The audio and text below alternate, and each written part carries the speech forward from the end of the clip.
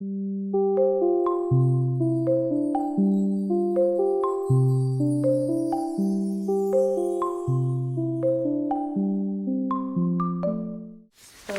na to, da na naši šoli že leta potekajo tedni dejavnosti, smo se nekako zamislili, da predstavimo en delček tega in kako to pri nas že poteka in hkrati umestimo to novost z literaturo.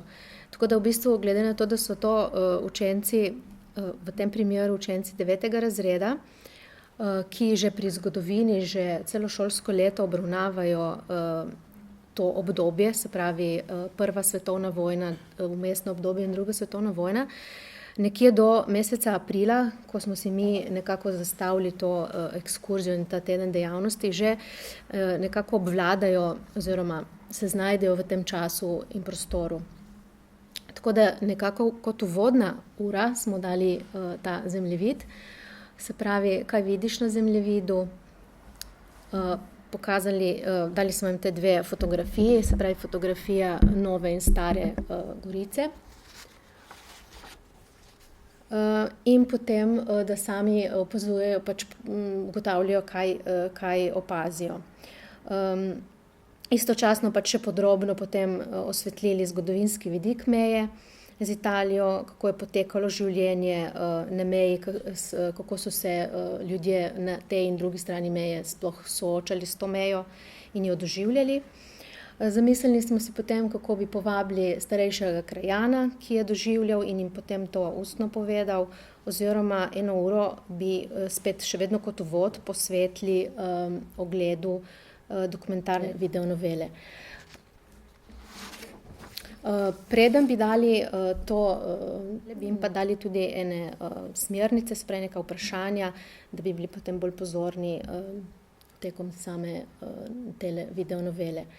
Zdaj, Tamara ima lih en insertič, da si malo vidimo tudi mi, kaj sploh je v tem filmčku.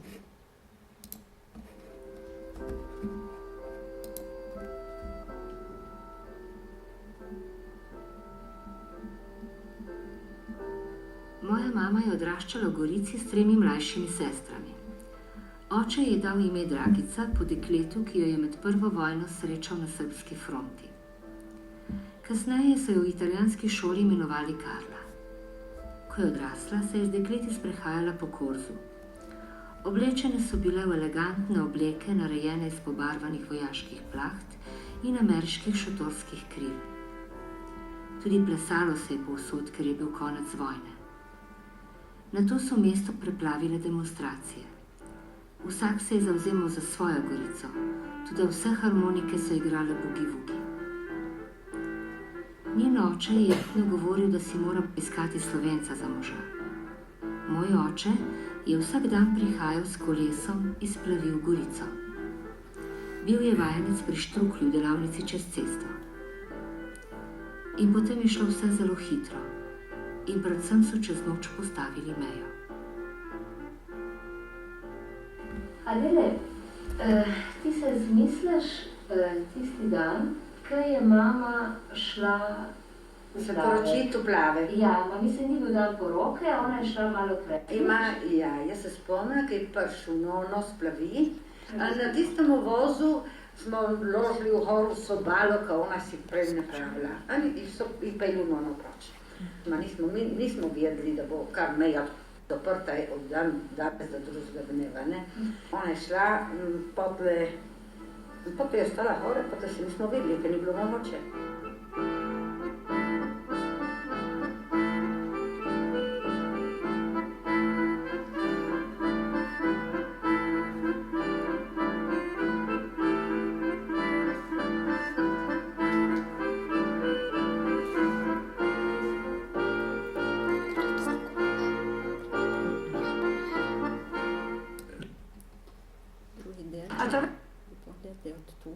Smo čakali na občini, ljudstvo, dosti ljudstva je bilo.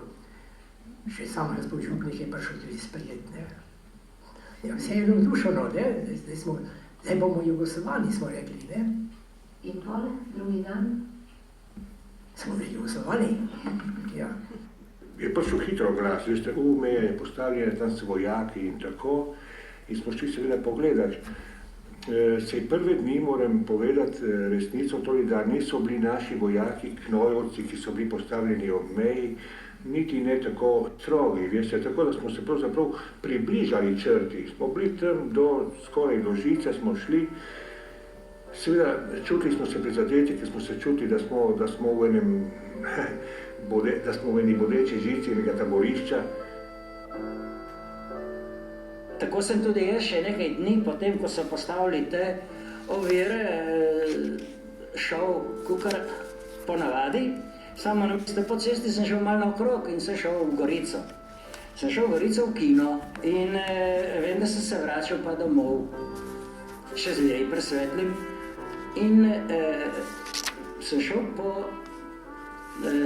travniku dol, da grem na breg. In takrat iz koruze ven, iz zaklona, je bil skopan, je skočil druže ven pred mano, naperil puško v mene in rekel, stoj, hočeš, da te pucam. Zdaj to se človek reče, kaj je to pucam, ker mi vemo, da smo pucali čevlje, smo pucali marsikira stvar, ne? In vem, da sem mogel stati, se obrniti okrog in tako. In me povabil z njim, da moram iti pač z njim in jaz prijetom zad.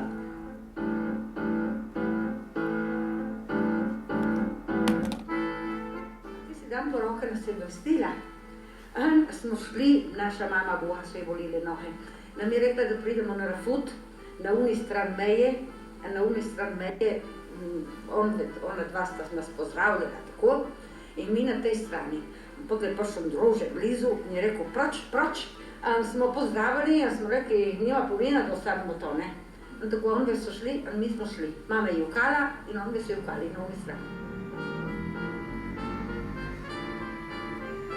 Potem sem prišla v Plave, sem pogledala, gor je bil hrib, dol je bila Soča, mi je manjkala Gorica, mi je manjkalo mesto, so mi manjkali moji, sem čakala, kdaj bom lahko šla in si ni šlo več.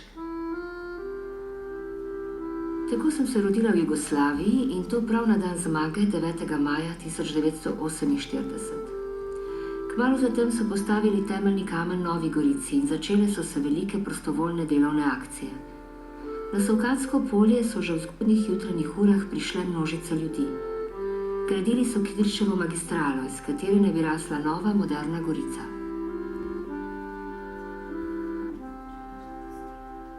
Gorica čez mejo je bila prazna. Od Katarinivega trga se niso več spuščali v mesto hribovski vozovi z drvmi. Iz Bovca, Kobarida in Tolmina niso več vozili avtobusi.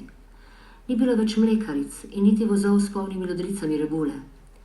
Čez Pevnski most niso več prihajale brike s čestelcami. Trgovine so bile prazne, ulice puste.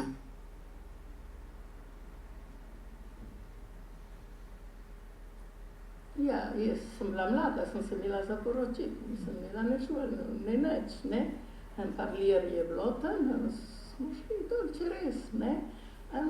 Prijemo tisto butijevo, se veš, smo že odprijet poznali, ker smo bili dol v Gorici skozi. In tam prinesel se sort šolne, miram. Adna se bila kosmata, veš, taka črna, ne, sem rekla, tista je bolj lijepa, plava, hladka. V ben ložamo pa to. Allora je ložila noter v škatlo, adna, ma dojdi pogledati več. Kaj smo pa šli domov pogledati tiste šolne, adna kosmata, adna hladka. To bilo veselje, ne. Nazaj ni bilo moči jeti, ne, ni bilo moči jeti, ne. Allora niente, tako je ostalo, njih tako sem jih mogla imeti za ovce. Polje smo začeli komaj občutiti, da tu je nekaj groznega, tako je zarezalo, kar naenkrat smo bili odrezani od Gorice, Nova Gorica ni bilo, kar naenkrat nismo smeli jeti več na pokopališče, ker so nabrali tako naumno mejo čez pokopališče.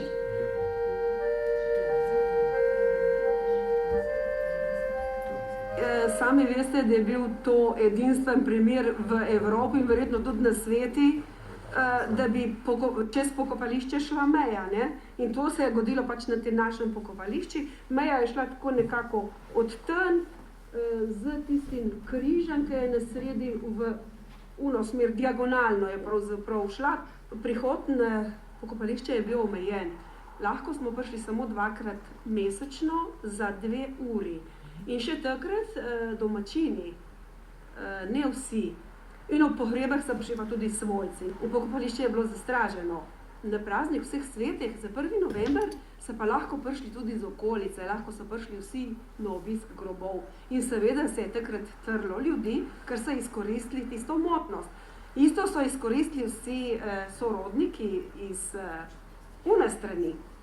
In bolje veste, kako je bilo takrat, je bila mižerja, je bila, ne? Ni bilo tiha, ni bilo una. In vojaki so zastražili, samo vseeno niso mogli tiste množice, ki je bila na obeh straneh, te zbranosti, kot je zdaj na ta dan, da se vsaki ustavi v svojem grobi, je bilo daleč od tega, bil je pravzaprav en cirkus vse skupaj, ne? Paket je sem, paket je čer.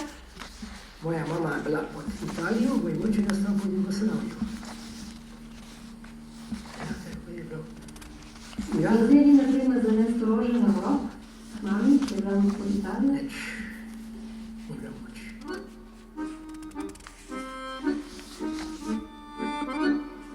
Takšno je bilo, tiste leta vemo vsi, izložbe prazne, ne sliki Ricardo, Tito, pa Stalin, ne.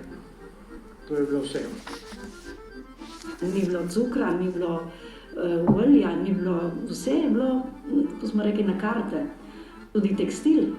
Ženske so šle že o polnoči, ker so vedele, da bo to umirano v trgovino, eno pošiljko kakšnega tekstila. Čakati o polnoči že vrsto, da so bile te prve, da so dobile kaj za blaga za kupiti, ne, da so pole